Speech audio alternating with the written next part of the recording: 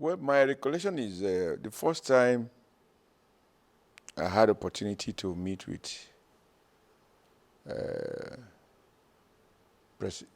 President Ibrahim Badamasi Babangida, fondly referred to as IBB, was when he was a military head of state. And I was the deputy president of Nigeria Labour Congress.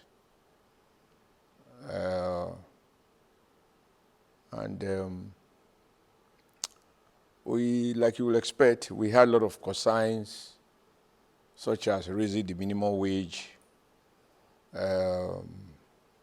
abolishing what we classified as obnoxious labor decrees, including a particular decree that was enacted, I believe, during either General Gowon or General Olusegun Obasanjo as head of state, that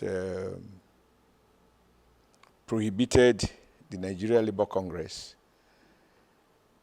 and other industrial unions from international affiliation, because the decree assumes that was at the peak of the Cold War, that Nigeria workers should be shielded from being ideologically influenced either by the Western-based trade union movement or the Eastern Russian-based trade union movement. And they sought to isolate, quote and unquote, Nigeria workers from these two blocks. And we were only allowed, under the law, to affiliate with what is called OATU, or Organization of African Trade Union Unity, which was the workers' equivalent of AAU. A couple of other laws like that, decrees that military roll out from time to time. So we made a demand for minimum wage, and I was asked to chair the committee. And we made a case for an upward review of the minimum wage, which as of that time was 125 naira a month. But that 125 naira a month was equivalent to almost $180, because the naira was stronger than the dollar. So we asked for a review, and we proposed about 500 naira a month as minimum wage as of that time. I believe this was in the 80s or so. Can't remember exactly the period. And the President IBB, as it's fondly called, they set up a committee chaired by one professor, I forgot his name now, he's from Cross River. Anyway, one professor to chair the committee, and you have in it people from various backgrounds, including employers association, private sector, and other groups. And after about a year and a half, we were not making any progress. And we decided, no, we wanted to meet with the president. And initially, his first reaction was to change the leadership of the committee and bring in one Air Vice Marshal. One Air Vice Marshal who later became the Minister of FCT. Again, I do not readily remember the name now. But in the end, we didn't make much progress. So we asked for opportunity to meet with him. And that was our first meeting. We had tried to pay a courtesy visit and all that. It wasn't working out. But finally, we got the opportunity to meet with him.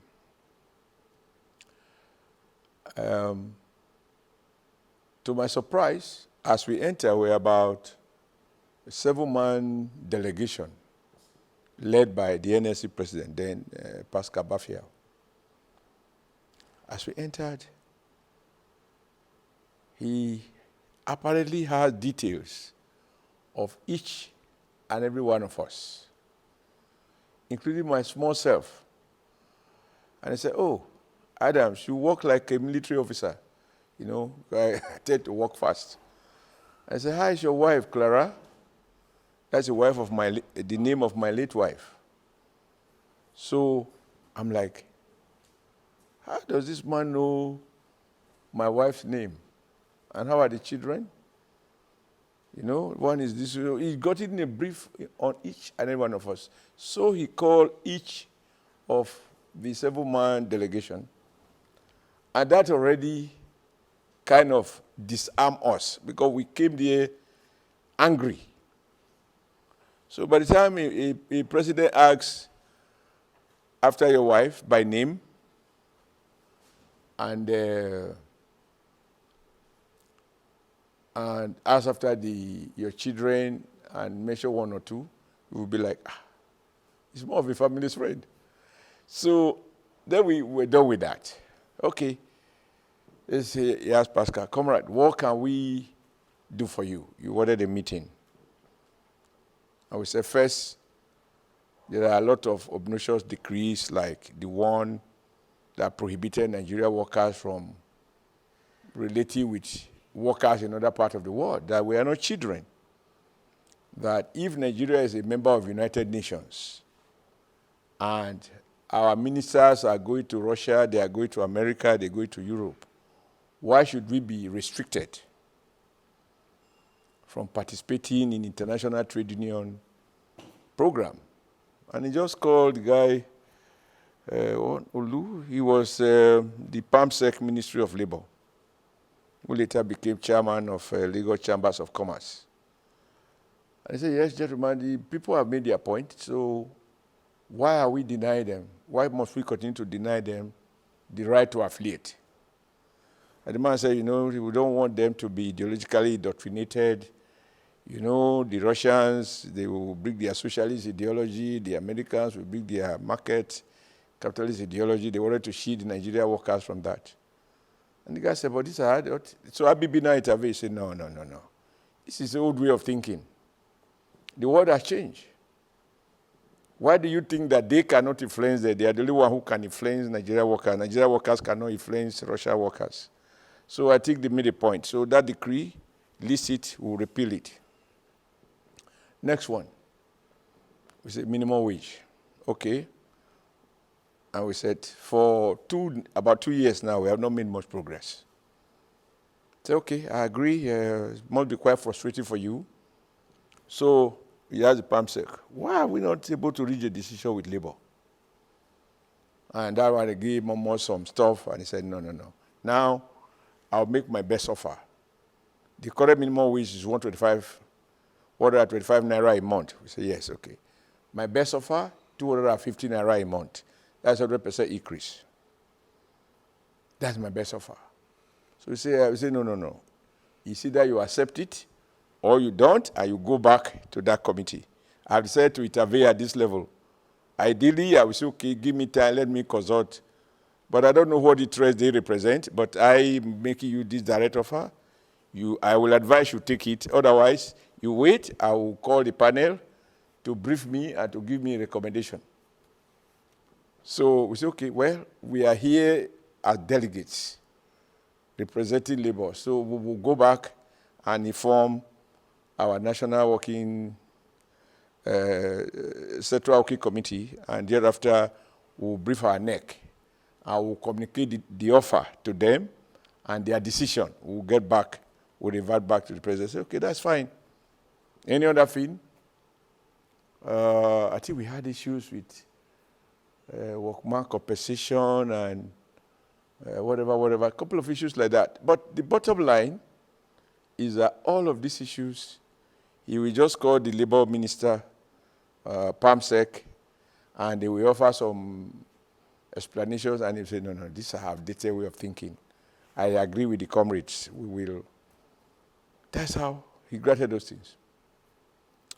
So we were like, So if we have had access to this man, we wouldn't have been here. We would have resolved all these issues long ago. So to be honest, the way he intervened and made the military people look as people who are not thinking, gave us a lot of joy. And we all walk away from the meeting, happy and all that. And I think thereafter, he was always attending our May Day programs. And of course, in our May Day programs, we make military speeches, which are not usually too flattering. And he learned to absorb that. So that was my first encounter with IBB. But later, I went to NIPS, and I met with a number of senior military officers who were referred to as IBB boys. And a couple of times, like you will expect, Nigeria gossip about their leaders. And one of the colonels, and I would rather not mention his name, said to me, what people don't know when they say IBB boys is that the man has a way of winning your heart, even without doing anything for you. And the guy said his mother was sick, critically ill, so he had to go home just to see the mother and see what he can do by way of medical care. And then 2-3 days later, early in the morning, he was told Commander-in-Chief is around, CNC. Which CNC? And this guy was living in Lokoja. And he was shocked to find it was IBB that came to visit him. And he said, "Hi, is your mother? I understand he's not feeling fine and you've been home. So, the condition is not too good at all." I said, "Okay, can we go and let me see her?" And he couldn't believe it. He is a colonel, not yet war star, anything, not a brigadier, colonel. And the head of state is coming to visit. And he took him to where the mother was living. And the mother literally got healed. We told her this is President Ibrahim Babangida. Coming to, find out how he's feeling and having pep talks and so on. So the guy said, when a man has done that for you, you will go blood-folded in your loyalty to him because he shows he cares. I did stuff like that. Now, on the economy side, he pursues policies that I believe correct governments are still pursuing, but I do not necessarily agree with those policies. One of them is the devaluation of the Naira. As a union leader then, he set up this IMF debating committee, whether or not to take the IMF loan. And I think he kept Nigerians busy. And people were like, now we have opportunity to have our inputs. And we in the unions were like, if you devalue the currency, or that the so-called structural adjustment program, now what will happen is that the interest of the property class automatically will enhance in Naira terms, while the real value of wages will decrease to the extent of the devaluation. But we are paid in Naira. Now, if you already have a car, you already have a house, the price will appreciate in Naira terms, but those who have no property, they just watch their conditions going down.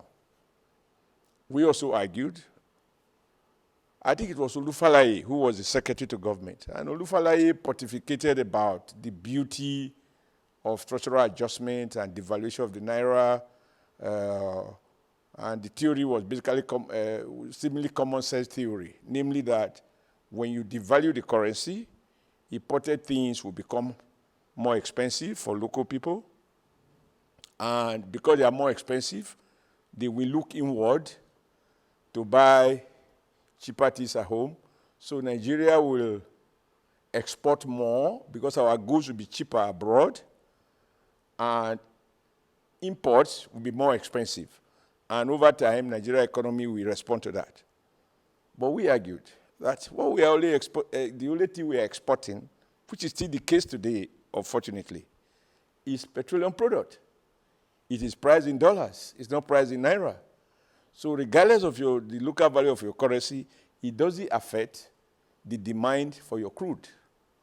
And actually, crude oil market is not market driven. It's controlled by cartel called OPEC. So even OPEC does not believe in market forces. Because they believe in market forces, they didn't need a cartel to protect and determine quota for supply of oil. So we didn't see any sense in devaluing the currency and expecting that we will export what we do not produce. But rather, we will become poorer and poorer, and red sinkers will benefit. Well, the first devaluation was $1 to 2 naira. Second year, first year, $1 to 1 naira. From that second year of $1 to 2, today we are around 500 or more. And nobody knows the end. And our thesis in the union movement, which I still believe in even today, is that nobody embark on a journey without destination. You ask Naira to find its level. The Naira does not know its level. It's a very dubious argument, in my view, to people to argue that, you devalue, you will get this, you get this, and we keep devaluing. And the more we devalue, the more we become import dependent. Now look at it today. The textile industry is gone. The leather industry is gone. The tire manufacturing industry is gone. All of those things that were booming before, they are gone. So has devaluation worked? The answer is no. In terms of increasing our export, have we reduced our import? The answer is no. We are importing more. But what is the problem? The policy is still there. But in terms of thinking through new policy choices, you cannot, IBB has a lot of law because he has this collection of brains from across the country. And that was working for him. Wherever he found the brain, regardless of where the guy come from, he will bring you in. He even brought in one of the radical guy, Professor Uzemiro from University of Calabar. This was actually not just a socialist, a communist. And he co-opted him into what he called Presidential Economic Advisory Committee, which was chaired by Professor Aboyade. So when we go for that, we have a meeting with the committee to present Labour's perspective on economic and social policy choices. You will find a communist there, or a socialist of repute, who is a professor, who teaches us all the little things we know about the evils of capitalism vis-a-vis the beauty of socialism. You now find him sitting on the side of government and telling you, don't worry, we've got through it. Trust me, I'm here to represent your interests. Now, that capacity to bring people from various backgrounds, regardless of their ideological orientation, which he knows, gives every segment of society a sense of, oh, we are all involved in it. But at the end of the day, he will have his way. But everybody seems to have a say, and he goes on with his policy. So you had the TCPC, National Council of Privatization, whatever. It wasn't called National Council on Privatization then, which was headed by, I believe, Zayad or something. I don't remember the name now. But again, that privatization agenda, as we speak, is still on. So in terms of, initiating policies, whether you like them or you don't like them, no, he subject the country to some periodic shock treatment, shock therapy, by bringing an idea that we keep the country busy and debating. So for the left people like us, We admire his energy, his intellectual capacity, his capacity to assemble intellectuals to rationalize whatever is it that he was convinced about, even as we do not agree with the ultimate outcome of what those guys had to do. You remember the book For Their Tomorrow, We Give Our Today. I still remember that book, authored by a guy from Kwara and one other person from Ihombari from Delta. Now, these were fine thinkers that he assembled.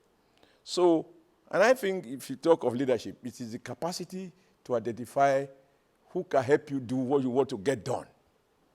Whether it is done rightly or wrongly is a different matter. In any case, politics and power is about consciously choosing who you seek to favor. Public policies are not value neutral, they are value driven. So to that extent, if he believed in market forces, you couldn't fault him for cautiously moving the economy more and more away from mixed economy to market-driven economy. And for those of us who believe that the market is a beast, that the state must intervene to protect to protect the poor, because the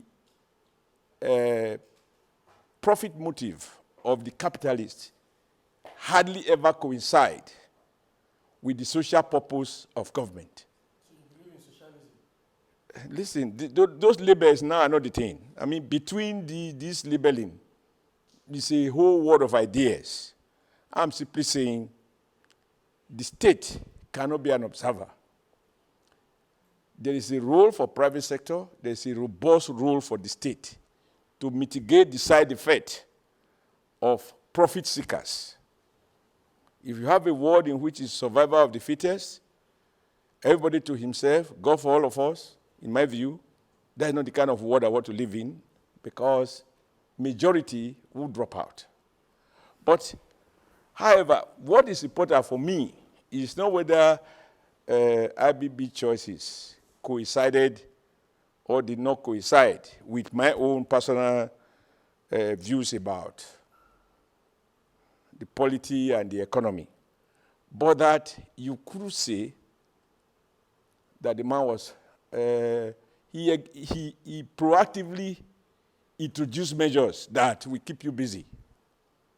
I'm not sure what he thinks now. Have you seen that the Naira is now 500? So, and we are more import dependent.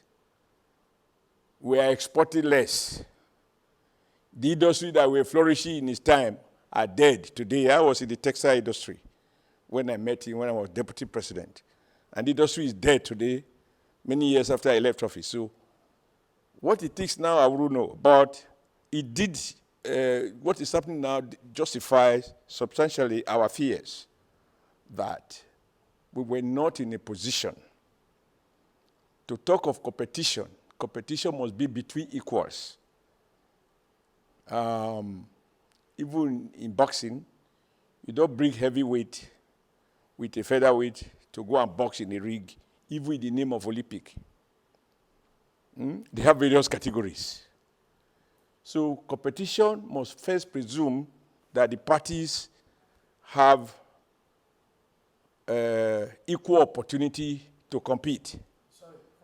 Thanks for checking out SYMFONI on YouTube. Please be sure to subscribe and like our videos for updates.